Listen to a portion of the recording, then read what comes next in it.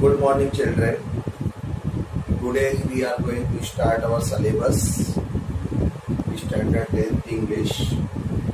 जैसा कि आप लोग जानते हो, कोरोना वायरस की वजह से हम स्कूल में रेगुलर लेक्चर नहीं ले सकते, इसलिए ऑनलाइन लेक्चर या रिकॉर्डेड लेक्चर के थ्रू आपको पढ़ाना है.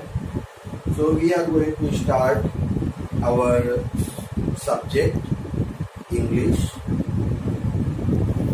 जैसा कि हम लोगों ने स्टैंडर्ड 9th में पढ़ा है, जो हमारा सिलेबस है, जो हमारा पेपर पैटर्न है, जो कुछ भी हमने 9th में किया है, exactly same we are going to do in standard 10th.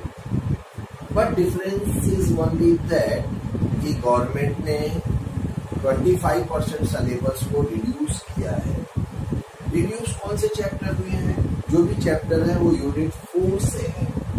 Unit 4 means हमारी जो टेक्स्ट बुक है डिवाइडेड इनटू 4 यूनिट. तो फर्स्ट 3 यूनिट में से कोई भी किसी भी प्रकार का डिडक्शन नहीं किया गया है. जो भी डिडक्शन किया गया है इन यूनिट नंबर 4. तो वहाँ तक आपको वरी करने की जरूरत नहीं है. तब तक तो हो सकता है नेक्स्ट मंथ से या इसी मंथ से हम लोग फेस टू फेस क्लासरूम में भी इंटरेक्ट कर सकते हैं.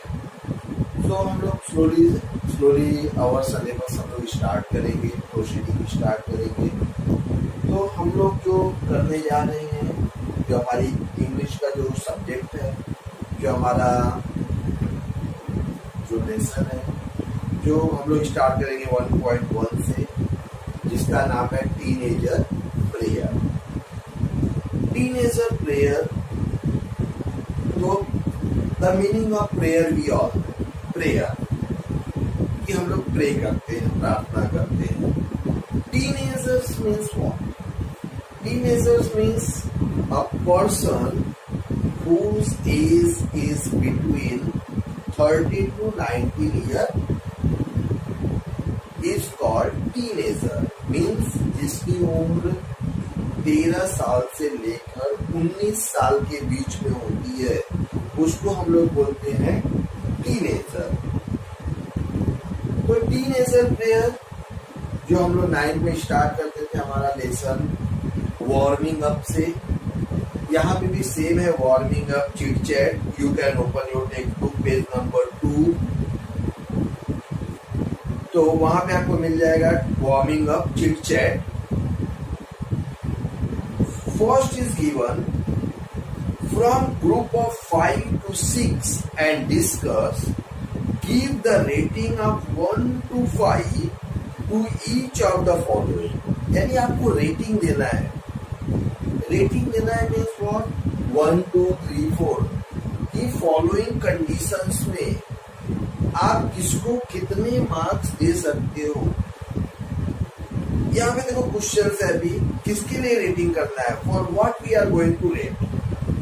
When we have to take और when you have to take important decision, what do you generally do? Means when we are going to take some decision, some important decision. Example, when you get your 10th standard result, 10वीं का हमको result मिलता है और उसके बाद हमको एक डिसीजन लेना होता है कि हमको क्या करना है.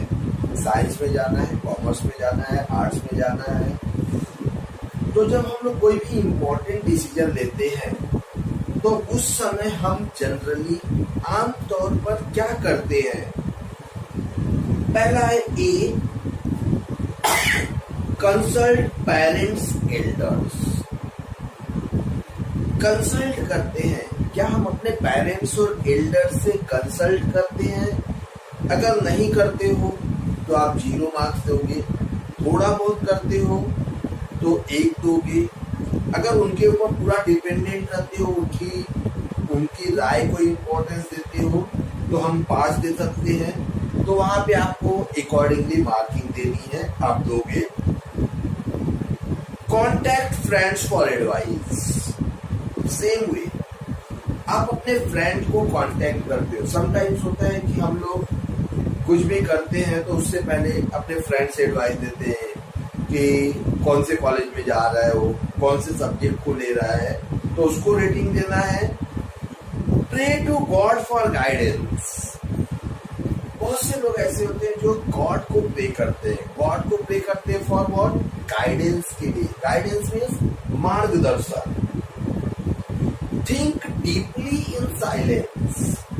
बहुत बार हम लोग अकेले बैठकर शांतिपूर्वक सोचते हैं कि हमें क्या करना चाहिए, और ऐसा बहुत बार कब होता है जब हम लोग कोई मिस्टेक कर देते हैं तो हम लोग सोचते हैं कि उसके बारे में क्या करना चाहिए, पेरेंट्स को बताना है, नहीं बताना है।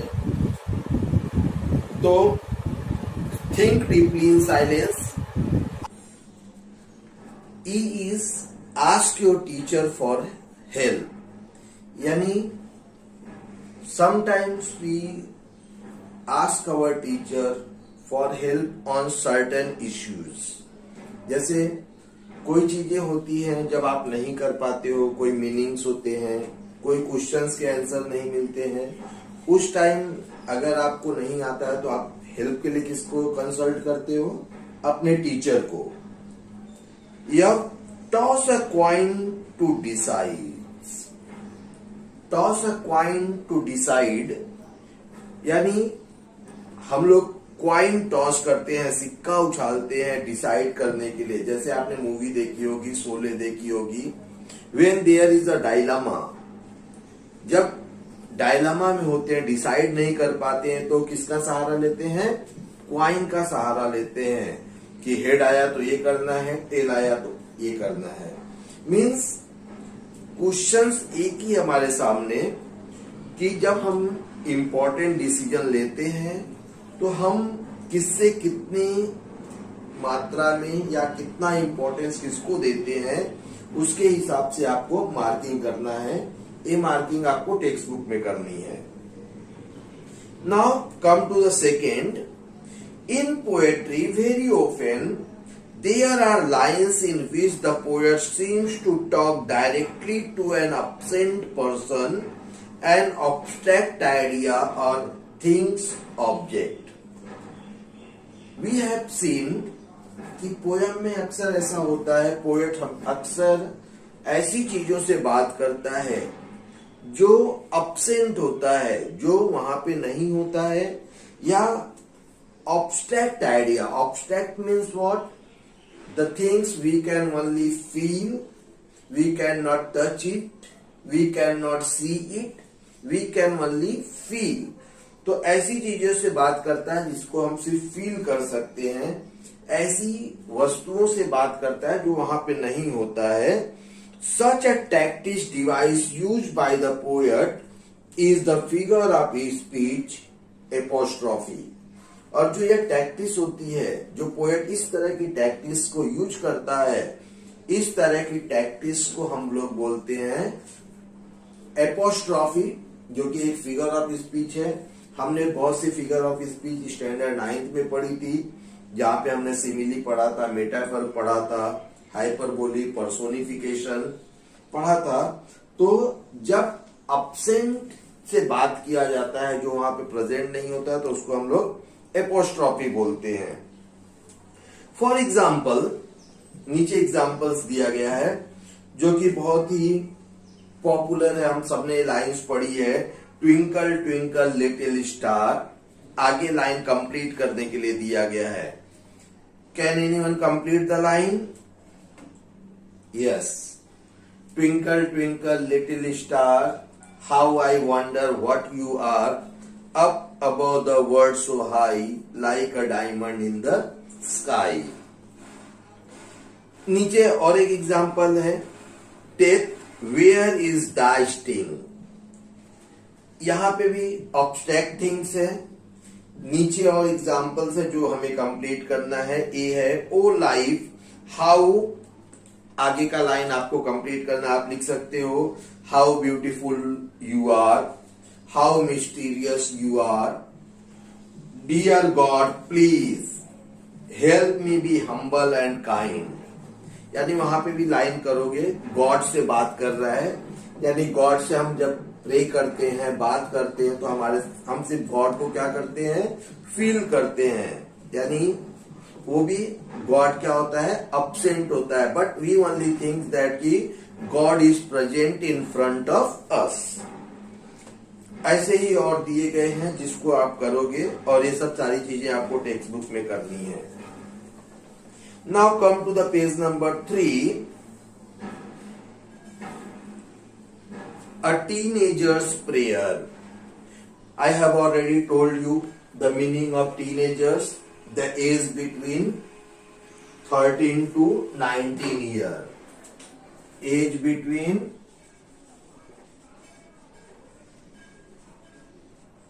13 to 19 years, यानी जिसकी एज 13 से 19 इयर्स के बीच में होगी उसको हम लोग क्या बोलते हैं, teenagers. Each day brings new beginnings, decision I must make. Each day brings new beginning. Beginning means start, यानी जिसको हम लोग बोल सकते हैं प्रारंभ। और what is poet saying, every day we take some decision, means कुछ न कुछ ऐसा होता है जिसके बारे में हमें पर डे डिसाइड करना होता है। I am the only one to choose the road that I will take.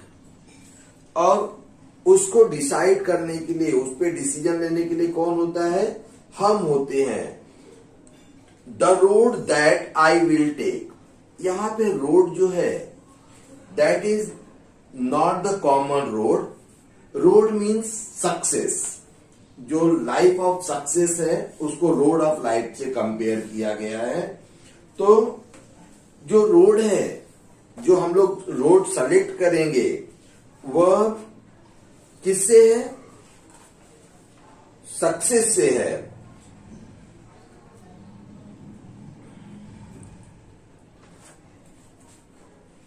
Now I can choose to take the road of life that leads to great success, or travel down the darkened road that leads to great distress.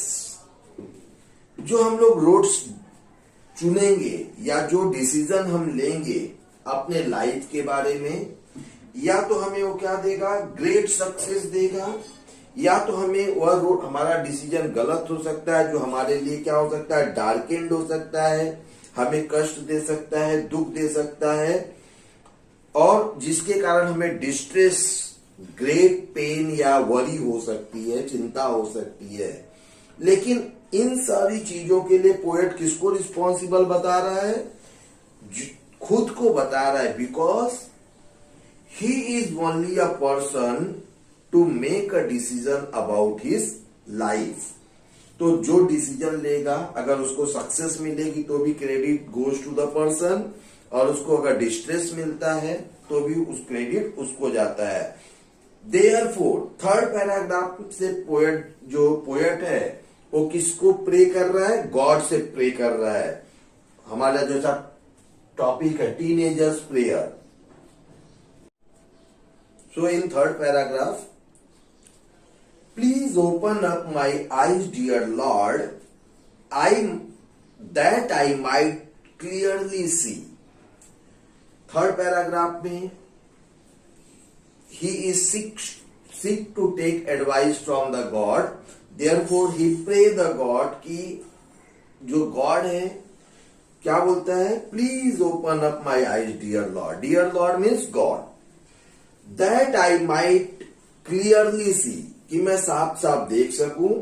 Help me stand for what is right, bring out the best in me, ताकि जो भी सही है मैं उसके साथ जा सकूं, मैं वो रास्ते को चुन सकूं, और मेरे अंदर जो बेस्ट है, जो सर्वश्रेष्ठ है, वही निकल कर आए, वही मुझे मिले।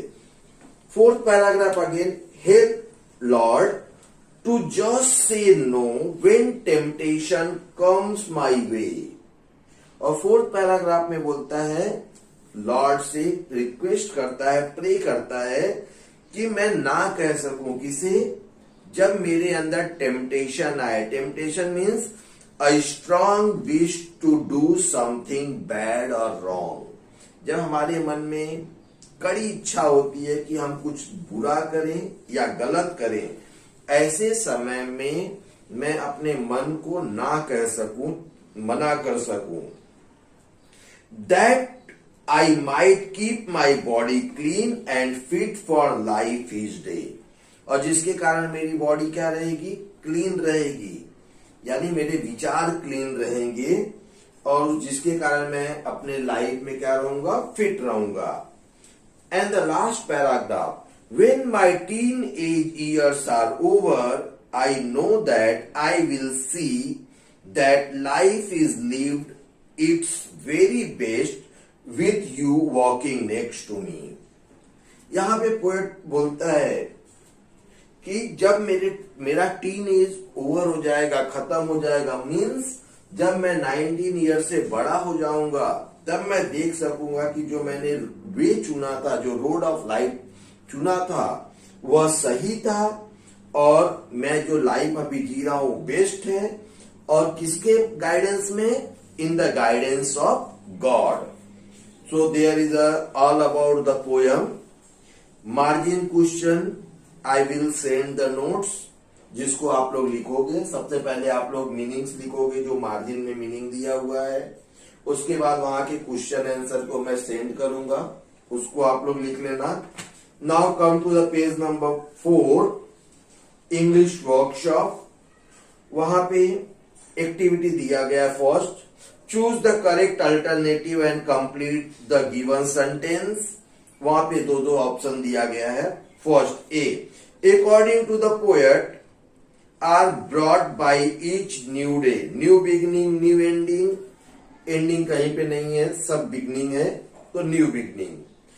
Second, B, we must decide to take the road which leads to great distress great success. Second वाला, ग्रेट सक्सेस।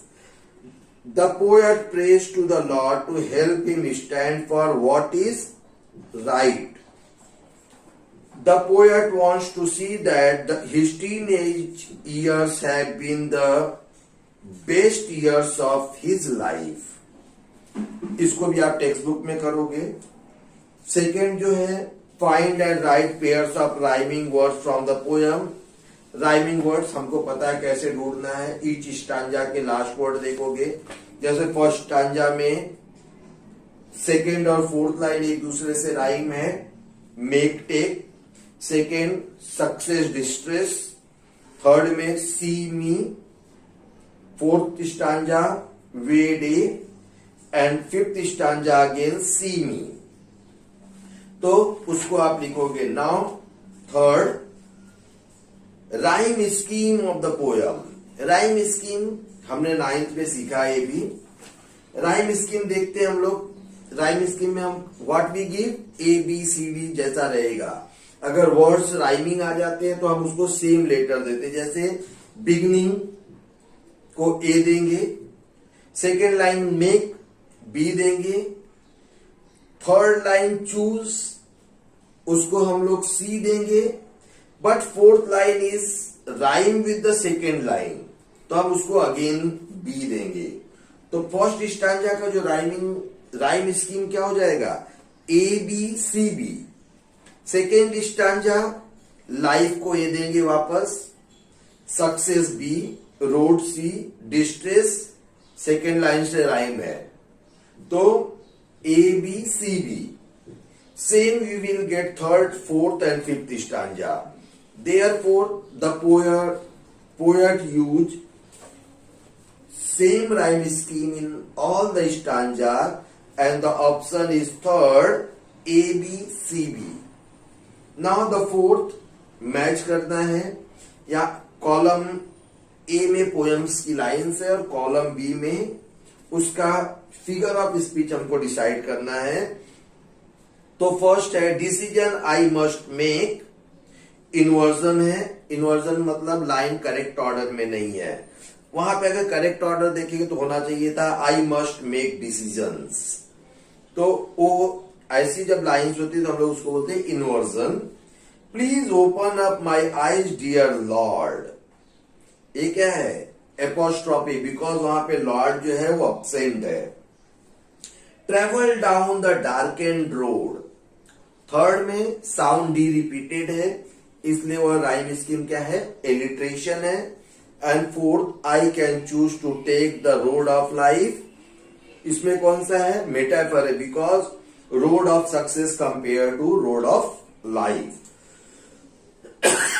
एलिट्रेशन के बारे में देखो नीचे दिया गया है, जब साउंड रिपीट होता है तो उसे हम लोग एलिट्रेशन बोलते हैं। वहां पे एग्जांपल दिया देखो, that life is lived it's very best, sound L repeat हुआ है, 2 बार आया है।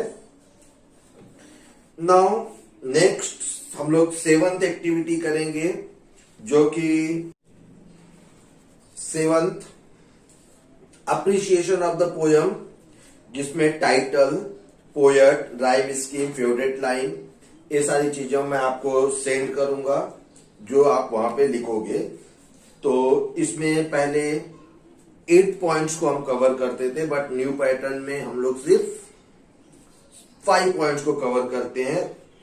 टाइटल आएगा poet, rhyme scheme, central idea, figure of speech. तो ये कंप्लीट मैं आपको सेंड करूंगा और इस तरह से हमारी फर्स्ट पोएम कंप्लीट हो रही है। और इसको आप लोग नोटबुक में लिखोगे, जो भी रहेगा। सिर्फ एक्टिविटी नंबर, जो चिट चैट और वार्मिंग अप की एक्टिविटी है वो आपको टेक्स्ट बुक में करनी है। और वर्कशॉप का जो एक्टिविटी है उसमें सिर्फ मार्जिन क्वेश्चन और एप्रिसिएशन ही आपको नोटबुक में करनी है, ठीक है। Thank you.